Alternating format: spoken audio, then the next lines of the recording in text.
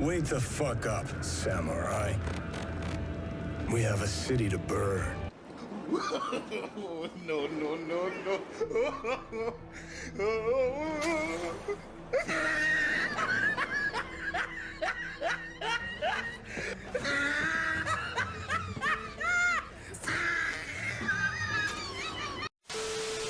2 weeks, 7 days, 20,160 minutes. That is how long I forced myself to play this fucking game. After all the delays, the moment we were all waiting for had finally arrived. And just like the other 8 million plus who also pre-ordered this literal bag of ass, I was forced to retreat to the darkest corners of my mind to forget what I experienced. Over a decade of development and the near impossible expectations placed on lovable developer CD Projekt Red culminated in one of gaming's biggest disappointments. How did we get here? Who's to blame? When do we sharpen the pitchforks? The culprit may not be who you think it is, though. Let me explain. Microtransactions, loot boxes, battle passes, content locked behind strict paywalls, and games re-releasing with deluxe and Game of the Year editions for upwards of hundreds of dollars. This is where the focus has shifted in the last 2 decades.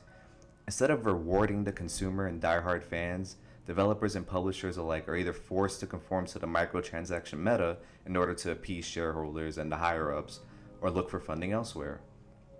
The latter almost guaranteeing the closure or complete takeover of said studios.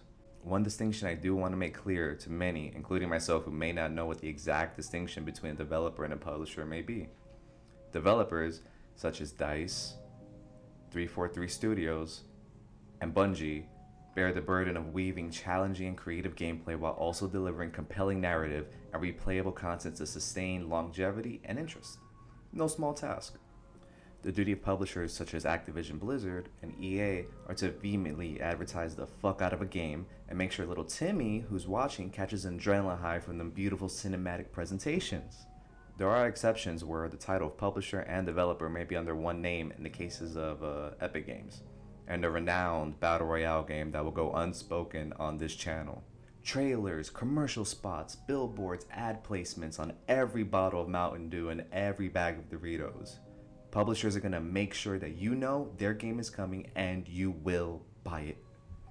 What publishers won't tell you is that the game of the year they have in store is also releasing a half functionality, and you'll have to pay an extra $50 for a battle pass that shits out loot boxes in order to regain some semblance of enjoyment after the disappointment sets in after only 5 to 10 hours.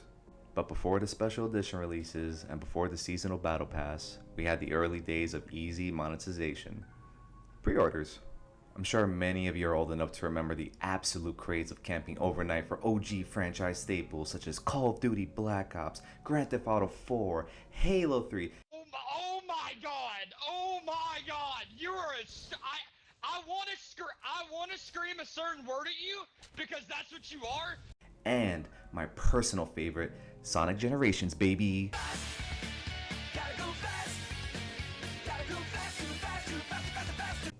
An event that was once pure and wholesome. Spending an hour before midnight shooting the shit with other gamers, exchanging gamer tags and PSNs, and overall experiencing something special. Back before every release guaranteed bundles of pre-order bonuses that became poor substitutes to facilitate a half-baked product that should never have been put on shelves to purchase. Those glory days, those were the sweet spot. But Eisen, you complete an absolute buffoon. Pre-ordering is just a natural evolution of the purchasing cycle, and you're an old man who can't let go of the past. Yes? And yes. Still, I'll admit, it is genius on their end. Build up enough hype through traditional marketing means such as trailers and carefully curated gameplay snippets to present on the conference circuits. And then, right at the end, boom! You drop the date where consumers solidify their purchases and throw money at the people who did not plan on putting out a game that can't even compete with the standard of Mario Kart Double Dash.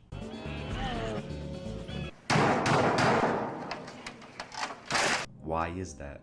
Why does such a simple formula eventually balloon into a gluttonous cash grab with no self-respect? Who's at fault here?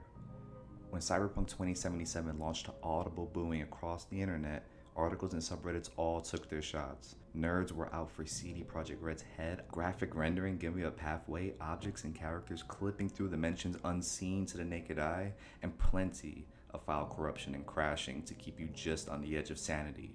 Contract renegotiations. And you keep your contract. Come on now, dawg. Come on, man. But we did it to ourselves, right? The same folk who continue to purchase the same mainline additions to franchises who long ran out of creative juice will in turn surprise Pikachu face into the echo chamber. It's not fair! I want it! What? The developers who spent decades building faith in consumers and a growing fan base who supported them through every installment were now the targets of unjust slander and harassment. The upset mongoloids of Reddit blamed everything on CD Projekt Red for half a year before coming to the realization that maybe they didn't have much of a choice. Shareholders whose only concern is immediate gain and monetization were to blame, milking a franchise for every last cent before moving on to the next big name in the works they can rinse and repeat with, leaving a once beloved studio to be left to fend for themselves. The years of delays and pushbacks in development could be seen as the last straw for the forced launch of a clearly unfinished product. Those with stake in this decade-old work in progress wanted to see their returns and knew that the buildup of anticipation with eager fans would secure them millions of pre-orders. Over 8 million in this case. And the noise that inevitably would follow after the initial launch would be drowned out as they sat atop their ivory towers. This became standard practice long before Cyberpunk shit the bed, but witnessing it happen on such a categorical and international stage, this solidified the main issue in my mind. The Cyberpunk situation was admittedly probably one of the worst in the last decade. It left the gaming community in a sad state of affairs.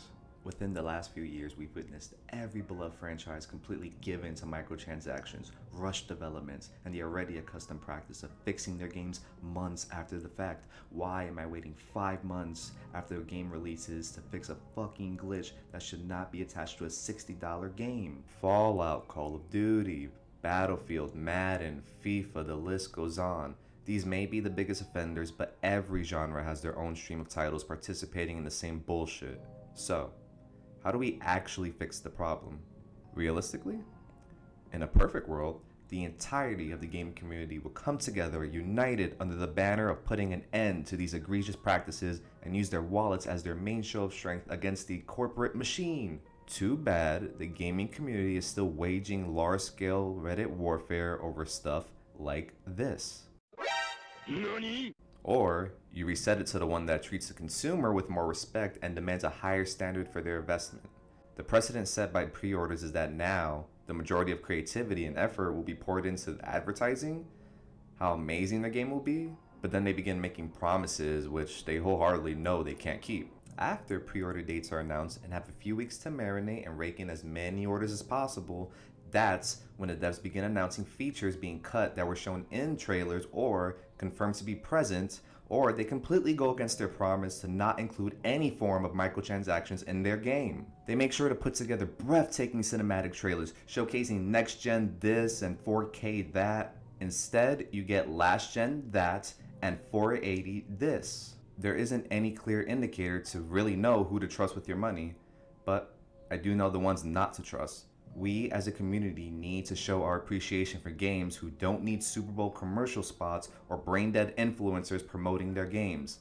The Ghosts of Tsushima's, Hades, and Undertales of the world are the ones who deserve it right now. To be clear, the individuals that make up these hardworking dev and publishing studios and companies are not to blame. They pour their blood, sweat, and tears into a project that can ultimately be twisted by the powers that be right before it's set to release to the world. I can only applaud what they do with what they're given and keep supporting the art they share with the world. And everyone is fully entitled to spend as they please. I can relate to wanting that familiar feeling that's provided by the same formulaic titles that release yearly with little to no additions or changes. If that's your jam, have at it. I just implore anyone who's thought about how they detest these practices to hopefully start making some changes. Anyways, thanks for sticking around, guys. Let me know down in the comments if pre-ordering is just a scapegoat for a much larger problem or if it's the first step in making some serious change. And if you guys can, please subscribe and like the video. It really does go a long way in helping build the channel. Once again, this is Eisen from the Nerd & Co. and I think I'm done. Yeah. Yeah, that's it.